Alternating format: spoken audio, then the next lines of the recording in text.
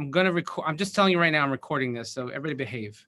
Just because Michael Grad couldn't come tonight and a couple people, whatever. So I'm gonna first share.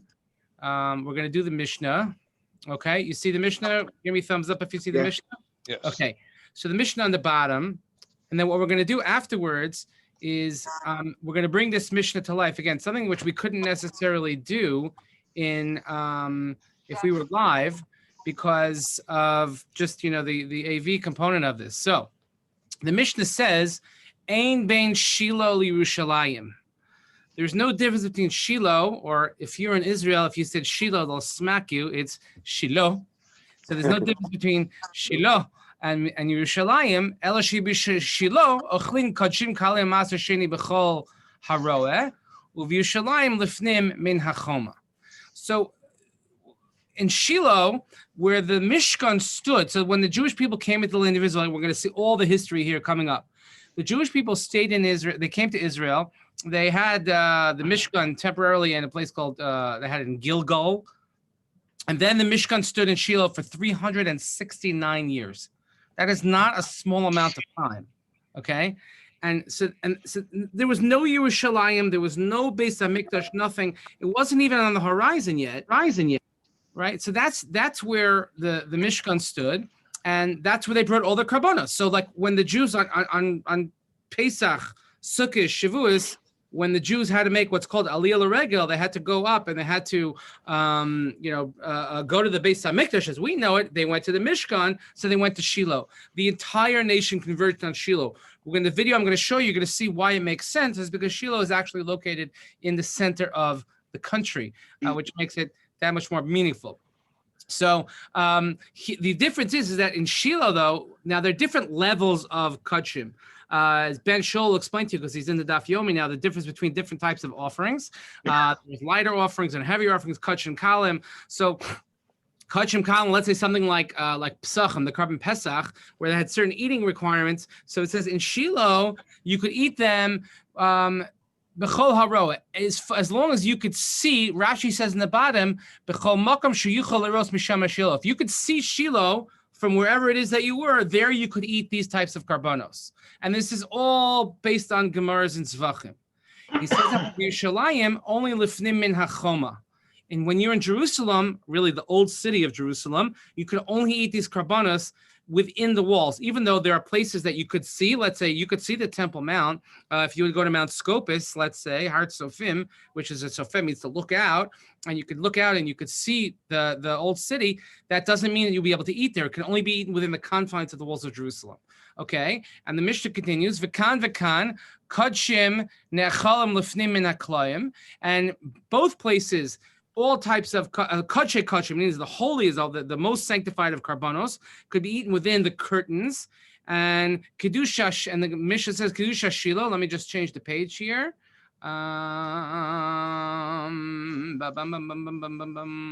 Okay, did you change? Did the page thumbs up the page? Okay, and Shiloh yesh acharei heter, ukedusha Yerushalayim ein acharei heter. Now, when it comes to the sanctity of Shiloh, there is what's called acharei heter.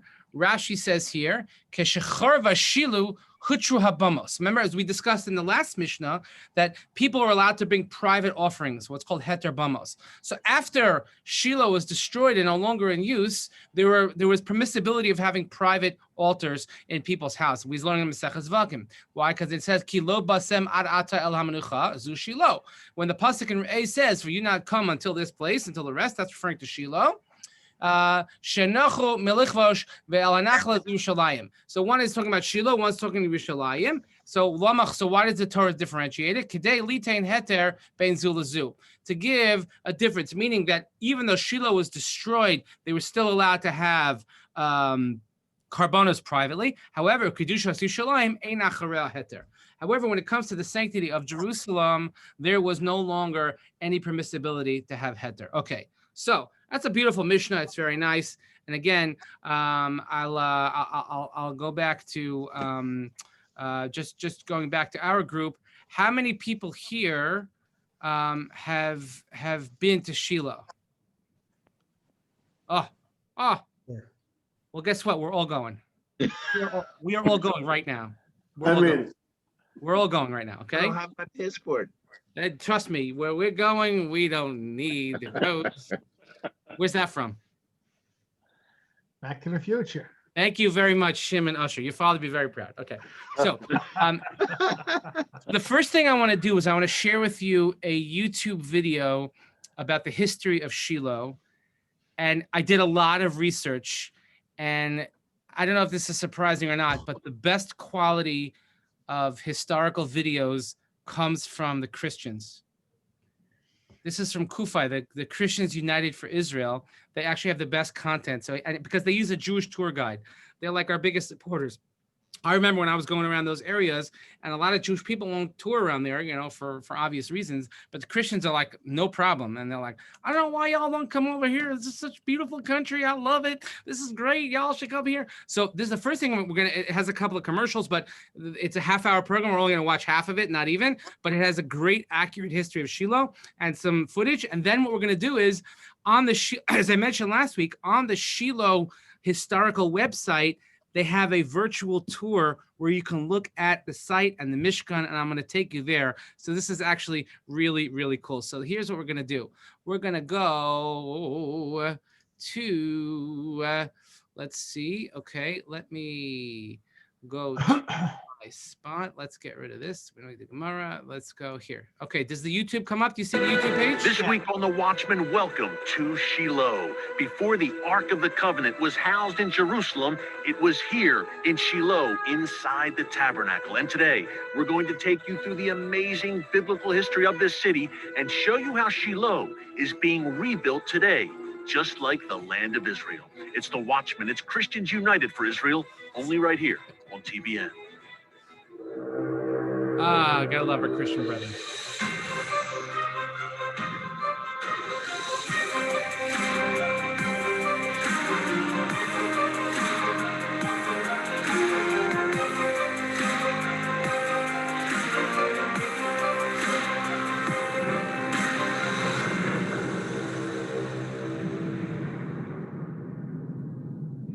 And welcome to The Watchman from Jerusalem. For over 3,000 years, this city has been the center of worship for Israel and the Jewish people. You see the golden dome of the rock over my right shoulder there, standing atop the Temple Mount? It's the third holiest site in Islam. But over 1,300 years before the Dome of the Rock was ever built, Solomon's Temple stood right there on the Temple Mount. Inside it was the Ark of the Covenant, where God's divine presence dwelt. Jerusalem was a place of pilgrimage for all who worshiped the God of Israel, just as it is once again today. Yet before Jerusalem, there was another city here that served as the main center of worship.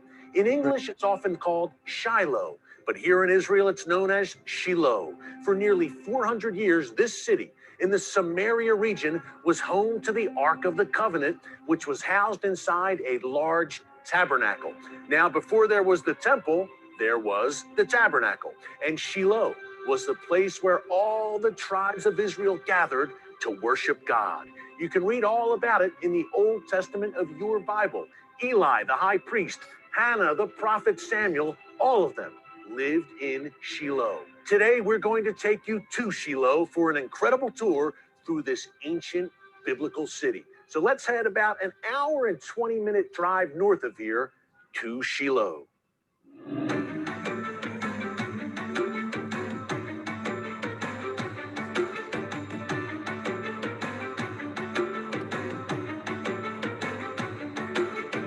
Well, Nakum, we are in a very important place here in the land of Israel. Tell us about Shiloh and why this place is so special. To understand Shiloh, you've got to start with a little slice of history.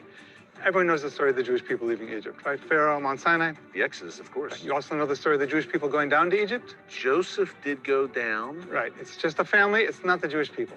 We start calling them the Jewish people at Sinai, okay? That's where big changes happen.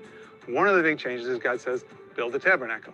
Now, you don't know what a tabernacle is, right? You've been in a tabernacle? Well, it's Sukkot. I think of the Feast of Tabernacles, Right, of course. but you've never actually been in a real tabernacle. Not the real thing. There aren't any anymore in the world. One of the things, a lot of the things in Shiloh just don't exist in the world anymore, okay?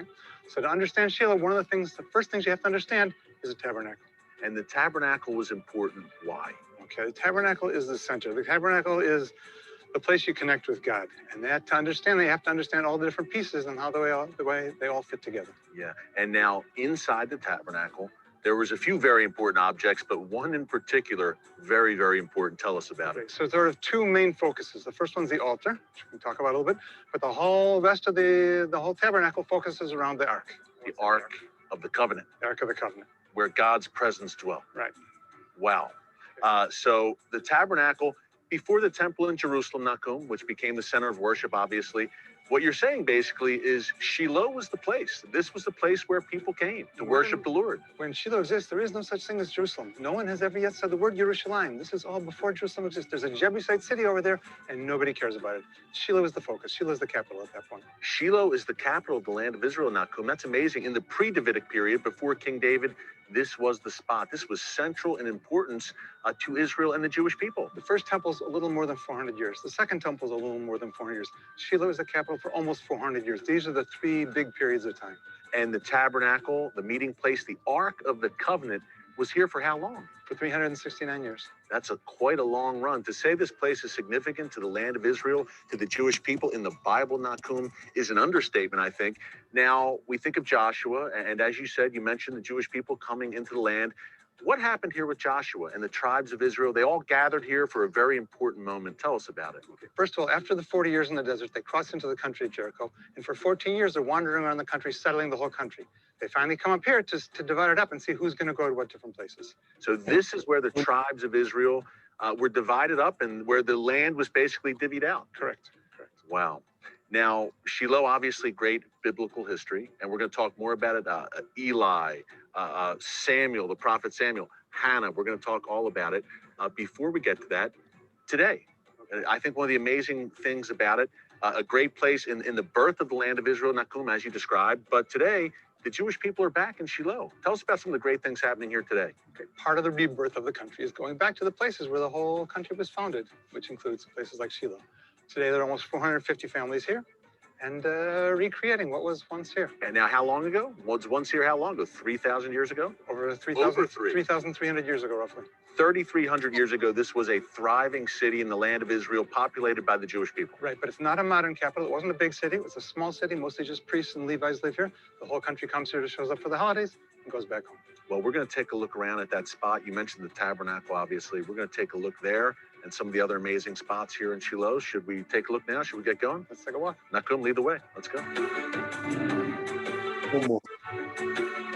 Well, Nakum, here we are. This is the site where it's believed the tabernacle, and within it, the Ark of the Covenant once stood. Tell us what this place looked like 3,000 years ago. And that's one of the special things about Shiloh. Jerusalem looks nothing today like it looked thousands of years ago. But if you look around the hills right here, this looks pretty similar to the way it looked to people coming here to the tabernacle. And if you remember, there were maybe 2 million people coming here together. It was a small city. People came here, sitting around in all the hills, eating their sacrifice after bringing it to the tabernacle. This is the place, and this is what it looked like. 2 million people, all of the tribes of Israel, gathered here at once in Shiloh. That is pretty amazing. And Nakum, as you said, it looks biblical. I almost picture the prophet Samuel, who was born here, kind of walking one of these hills with a staff in his hand. It looks like it did, like you said, 3,000 years ago. Well, it's good you say that, because this is actually the place right here. This is the spot. If you see there are these two parallel stone walls, these are exactly the width of the tabernacle. So this is probably where the tabernacle sat. We don't know exactly how far east or west, but this is the area, which means coming in from the east side, you run into the altar, the enormous altar, and after that you go into the main hall, you'd see the incense altar, you'd see the candelabra, you'd see the showbread table, and after that, behind that, a great big curtain, behind that, the Holy of Holies and the Ark. The Ark of the Covenant behind the curtain. Wow. And that would be in that direction right there, we believe. Okay, so with the Ark of the Covenant, in case someone has never read their Bible or never seen the movie Raiders of the Lost Ark, in all seriousness, why was the Ark of the Covenant so important? Okay, this is the giving of the commandments. This is the very physical connection from God to man. This is the way to live. This is your life. The 10 commandments given to God on Sinai are inside the Ark. They're inside the Ark of the Covenant. What else was inside the Ark? Okay, you've got 3 things. First of all, you've got both sets of the tablets. The ones that were broken by Moses, the first set, and the second set, which Moses helped to write. You also have Aaron's staff, which was almost a magic wand, all sorts of miracles, plagues, Turned into incredible a stuff snake, happening. yeah, of course. Okay. And then you have a small jar of the manna. Manna, which is very special. The manna is the teaching tool God uses to teach us about the Sabbath, about the Shabbat. That's the first time he teaches this to us, and that's central to life. And of course, manna from heaven. Of course, everyone knows the story. Now, the Ark of the Covenant is behind the curtain, right here where we're standing right now. And it's believed that God's presence dwelt behind that curtain, right? Yeah.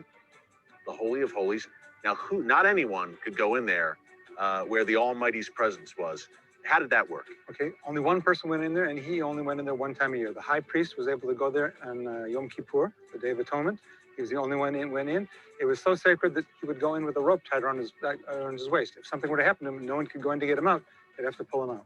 Wow. And it's interesting to me too, Nakum, as we're here in Shiloh, the tabernacle was kind of set apart from the rest of the city. Right. The city is up over there, and we're outside the same way later in Jerusalem. You have the city up on the hill, and the temple right next to it. For nearly 400 years, the Ark of the Covenant was here, the tabernacle. This was the spot, the holiest place for the Jewish people pre-Jerusalem. This is true. This is true. And you mentioned the high priest. I think of Eli, the high priest Eli, who was here in Shiloh. Talk about him and his family lineage here a little bit. Kind of controversial with his sons, of course. Right. He's not the only high priest in Shiloh, but he's the last high priest in Shiloh. During his time, things run very well. His big problem is his sons. The same as Samuel later has problems with his sons. It's not easy raising sons. As he gets older, his sons take over the running of the tabernacle, and that's when problems start. Up next, Hannah cries out from the tabernacle, and God gives her a son, but not just any son. After the break, we head back to Shiloh to hear the story of the prophet Samuel. Don't move. Quick, call that number. Terrorism. Let's see if I could skip this. Does it let me? Oh, well, you can get your free gift today if you call QFI. Okay. Hey, they got to make money too.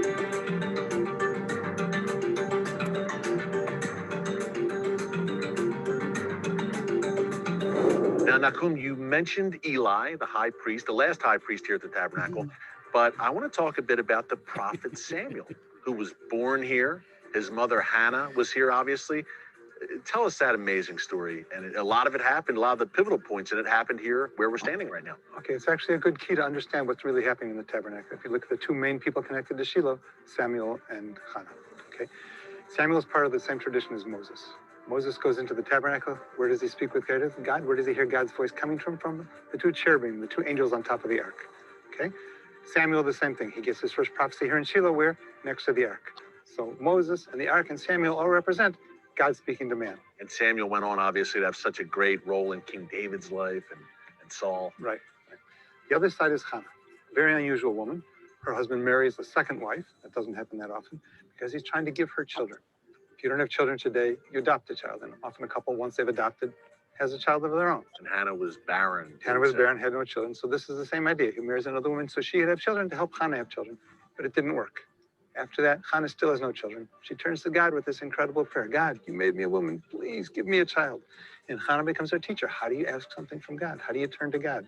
Hannah cried out from her soul to God for a child, Nakum. And God not only gave her a child, he gave her the prophet Samuel as her child. And she dedicated Samuel to the Lord. Pretty amazing. So how did things end in that era here in Shiloh? What happened? What happened to the tabernacle? What happened to the Ark of the Covenant? How did this city cease to be the center for worship for the Jewish people? Another war breaks out with the Philistines, a place called Afek. It's about a half-hour drive straight west of here today. The war went very poorly. A lot of people were killed. And someone had a great idea. How do we win wars in the desert? God was with us. Let's go back to Shiloh, grab God, grab the box, bring it out to the site of the battle, take the ark. So he took the Ark of the Covenant into battle. Right, they did. Which was a bad idea, okay? God's not in the box. The ark doesn't move when you want to do magic tricks. It moves when God says it should move. But they tried it anyway. They brought it out to the site of the battle. Total disaster. That's where Eli's two sons are both killed. That's where the ark's captured by the Philistines. What happens afterwards is the Philistines come marching up the hill. They come to Shiloh, and they burn it to the ground. And that's the end of Shiloh as the center. So Shiloh was destroyed. Now it was revived a bit later in the First Temple period. There are other communities here. Afterwards, the tabernacle is never back here. It's never the center again. From here, it sort of wavers until David eventually reunites everything in Jerusalem. Yeah, everything moves to Jerusalem. But what an amazing history here, Nahum. I mean, Samuel, Hannah, Eli, Joshua, the tribes, the tabernacle, the ark, Shiloh. What a special place.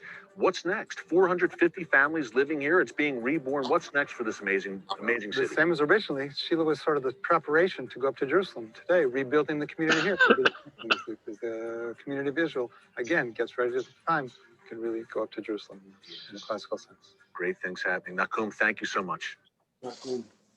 So just to point out, this right here over his shoulder, Eric Stakelbeck, I don't know how you pronounce it.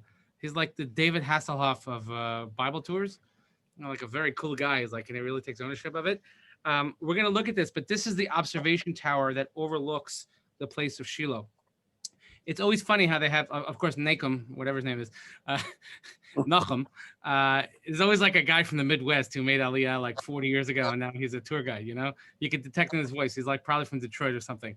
The community of Shiloh was only founded and started to begin settled in 1978.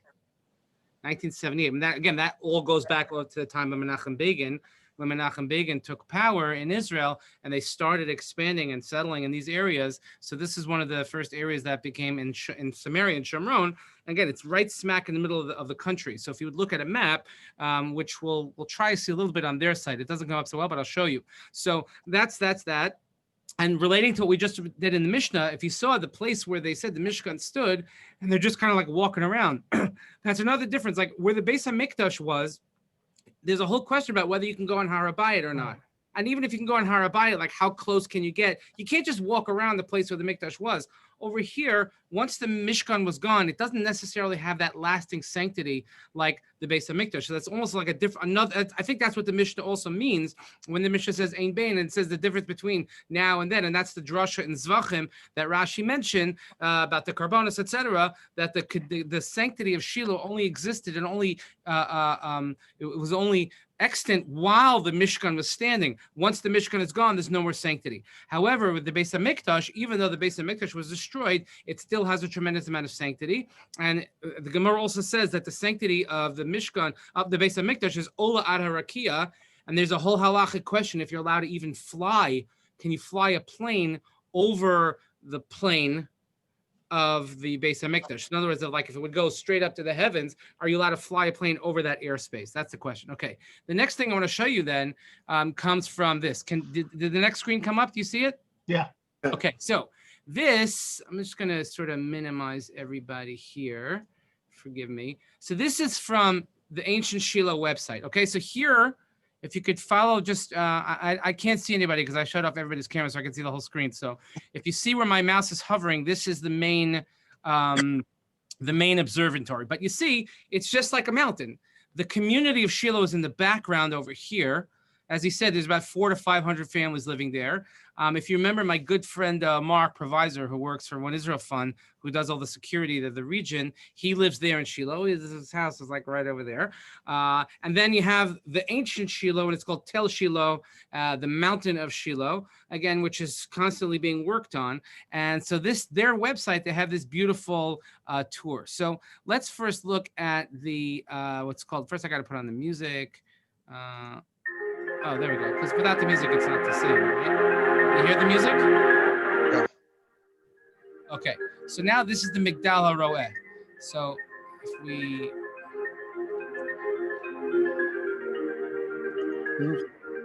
Right? So here is what, now I can actually, I'm trying to do without making it too dizzy, but you can scroll around and see the whole area here. It's really quite beautiful. I can see the beautiful mountains and the... Okay, so let's look at this 360 view this is the bird's eye view of the whole thing here. Okay, so that's of the Mokom Metro. So back to the Migdal HaRoeh, which is the observation deck. Okay, and inside they have artifacts and they have if anyone, I could send the link out. It's really a fascinating tour that they have going on here. Now let's go to see this here. Let's go to the Makom HaMishkan, which then, or actually, you know what? Yeah, let's go to the Merpeset here. On the Merpeset, this is the terrace. Okay, that overlooks everything. So you go up in this little structure thing. It almost looks like the thing in Eilat, you know, the observatory. And out there you could see the Migdal of Shiloh. And, you know, this is the Migdal, and you could see the whole area. Okay? And there's it goes towards the museum. And they have a, you see, look at it says, Vayikalu kol aida b'nei Yisrael Shiloh. It quotes the psukim here. And by the way, in all the subtext here on the top left corner, it gives you a lot of this information. Okay, here. Now let's go to the place of the Mishkan. Where is it? Okay. Here we go. This is Pargola Tatsofet, which means the lookout pergola, by the way. Okay. Here's the Makom Mishkan. I'm just going to get to it. I don't know, it's loading slow.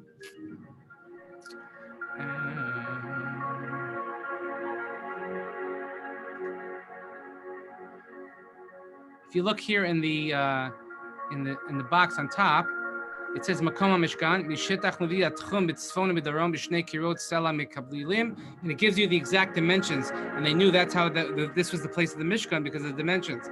It said the Mishkan stood 369 years, and again, it brings you the psukim from Shmuel,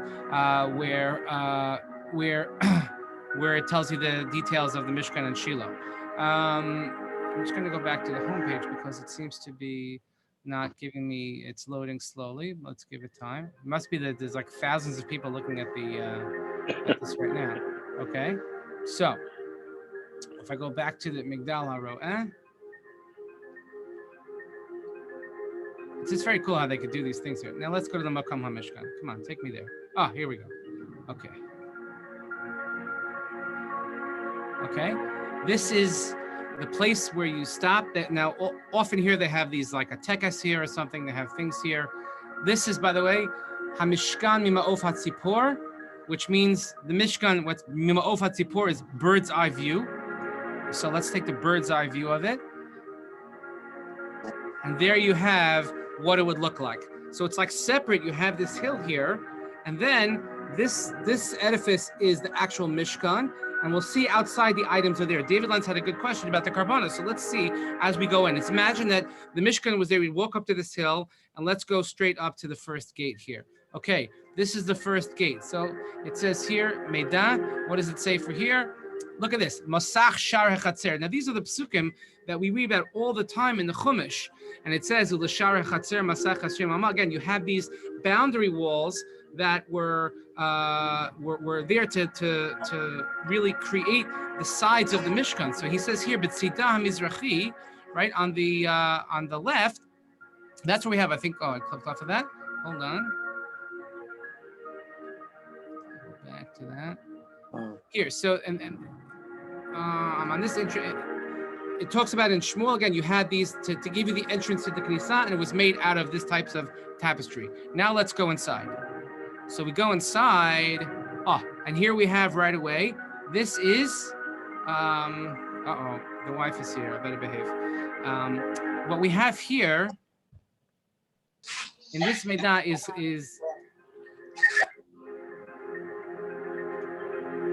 Okay, come up. You can do it. Here, Mizbach ha'olah, Mizbach ha'nechoshet, Mizbach ha'chitzon. This is the ramp, and this is where the Mizbeach was the outer Mizbeach in which they would bring certain types of karbanos. And again, here in the details, it gives you what was brought there. If you look here, this here, by the way, there's Mr. Cohen Gadol is there. He's very nice. He's looking good. Come on, give me. This is was the kior. There we go, kior nechoshet, the bronze kior. Again, vasisa kior nechoshet, the kinol nechoshet rachza. This is where they would put it between Ohel Moed bin Mizbeach. Okay, it was between the Ohel Moed and the Mizbeach. Here's the Ohel Moed, here's the Mizbeach, and it was in between. Okay, so now let's go to the last part, and those are the Yerios. We call Yeriot, or the curtains of the Mishkan. Now, whereas they had walls in the base of the Mikdash, in the Mishkan it had curtains, and that's what it looked like. So this is like not such an outdoorsy type of thing, but nevertheless, this is what it looked like. Okay, now let's go into the Mishkan itself. Okay, you guys ready to go inside? Shall we enter? Here we go. You know, I'm going to shut the music. I'm going to shut the noise off. This way, you know, we give a little sanctity. Okay, so we go inside. This is the outer part of the inside of the Mishkan. Okay, so again, this is just taking a second to load. Here we have, this is where the showbreads were. Okay, Shulchan Lechem Hapanim. It says Va'asisa Shulchan Atzei Shitim Amasai Markon. It gives you all the dimension, etc., how the showbreads were put there, how they were placed there, and how they were. I'm sorry, I'm going the wrong way. And how they were removed. Okay, you have here, of course, the menorah. Now, this actually may or may not be drawn to scale. Look what it says here: the menorah. Pulling up the information. I don't control their website. Here it is. Vasisa menorah zahav tahor. This is the menorah, and it stood again b'darom marav hakodesh, in the south part, because we walked in from the east to the south, and that's why we do it on Hanukkah. We place it on the southern wall, etc. And the question is anybody want to take a guess about what position do they take on a certain matter here? There's a big controversy as to what the base of the menorah looked like. What was it, a straight post going into something, or was it triangular? All these different types of questions, or the arms themselves. So this takes a position on that. Okay, but these are all in the outer part of the Heichal, and then right here you see with the lions. I don't know if they actually had lions. I'm gonna just scroll out a little. Here we can zoom out. That's the parochet, but you see there's two lions, and that's I don't know if that's an eagle or something. There is a big question of historicity of why we have lions on everything. We always put lions on our parochas. It's because of this. You ever wonder why that? Anybody ever wonder that, by the way? Yehuda? Like, why do we have lions on our we put them on the Torahs, but mostly on the Ark. Okay, so look at the information here, and this is the parochas. And this is the parochas which separated its tchelis for argaman, tolah, sheni, v'sheish mashzar, and it's all weave, okay, and how it was woven, etc. Again, he proves it from all the psukim here, and it was hanging to separate from the Kodesh Kodashim from the outer part of the inside of the Heichal, okay? So now, let's go into the Kodesh Kodashim. Everybody put on your 8 garments, pretend that you're the Kohen Gadol, and we're going to go inside the Kodesh Kodashim, something which was only done on Yom Kippurim. So this is actually really, really cool. So if you look at this, of course is all that was in the Kodesh Kodashim was the Aron. Okay, so you have here the Aron first, and we know what that looks like. And here the cherubim are facing one another, and then we have also here. This is this information. These posts which are on the bottom. The support structure called the Adanim. We call them sockets. Let's see what he pulls up. See the Adanim, Arba'im Adnei Kesef. There were 40 Adnei Kesef underneath the beams, etc., that held up this whole structure. But again, it wasn't a very large room. Okay, I mean, if you just look around the room, the Kohen Gadol went in there, and you know that's it. We got the walls, and there are the poles, and the poles actually jutted out into the parochas almost, which is also discussed in the Gemara and other places. Here, it's the parochas again. Okay, so there we have and this existed in the midbar, and by the way, in the midbar was entirely portable, of course, as we know, and this existed in Shiloh and wherever it was, but for a long time, this was the center of Judaism. Okay, so let's go out of the out of that side here. So now when you're back here, so this is this whole area here where the trees are, etc. This is the visitor center and this and that. And then you can go and you could see again the Migdal HaRo'eh, and then behind that with the observation tower, behind that is where the Mishkan stood. I highly recommend that let me just go back to my full screen so I can see it. I highly recommend that when you go to Israel next, if you can arrange a trip and you could visit this, you see, again, those psukim that were quoted in those information boxes were not random, obscure psukim from Zechariah to Hillel. Those are shemos. It's Teruma, Tetzaveh, Kisisa, Vayakel, Pikude, and they've done such an incredible job. And they also have, when you go on that observation tower, that circular structure, they have this sort of panoramic 3D film that shows you what it would look like in front of you as you're looking at the actual spot. So I think it's like, this is one of the brachas, like when we learn like this, you know, if we were learning in person, we wouldn't be able to pull that up necessarily and everybody to see it. But now we can all see it together. So when the Mishnah, our Mishnah talks about the difference between Shiloh and Yerushalayim, it has tremendous significance, because it's not like we talk about, oh, Shiloh, it's like, you know, it's like you say, oh, you know, the Islanders played in Brooklyn for a couple of years. No, it's not like that. It's like it was there for almost 400 years, 369 years. It was the center of the country. Let me, you know, I'll go back to one more thing.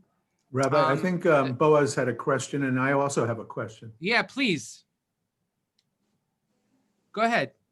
Boaz, did you have a question? No, I think he answered. It was, I thought the poles poked out of the parochet. You had mentioned that after. Say that again. I couldn't hear you. I thought the poles poked out of the parochet, but then you mentioned that they do. Like in the picture, it wasn't clear. Yeah. So like if you saw it, because I guess when they had to take the Aron in, it's not like they rotated it. They just took it straight in, and it jutted right up against the up the Broncos. David, what was your question? This place is tiny, and you're talking about 2 million Jews coming for the Shalosh Regalim. They wouldn't even be able to. They would have to spread out over the surrounding hills to even get close. You couldn't even hold all the Kohanim in that place. So just imagine how much more complicated it was in Yerushalayim.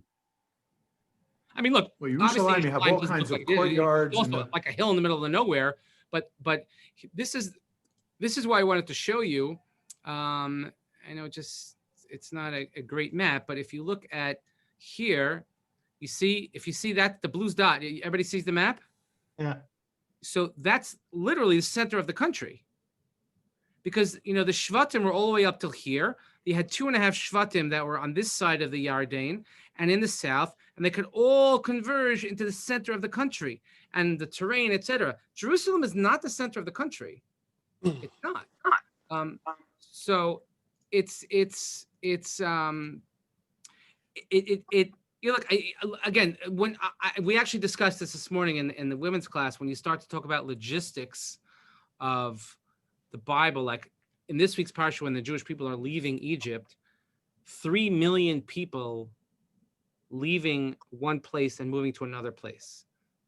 And okay, let me emphasize that 3 million Jews. Okay, we can't get 10 people out of the Kiddush room to close the doors.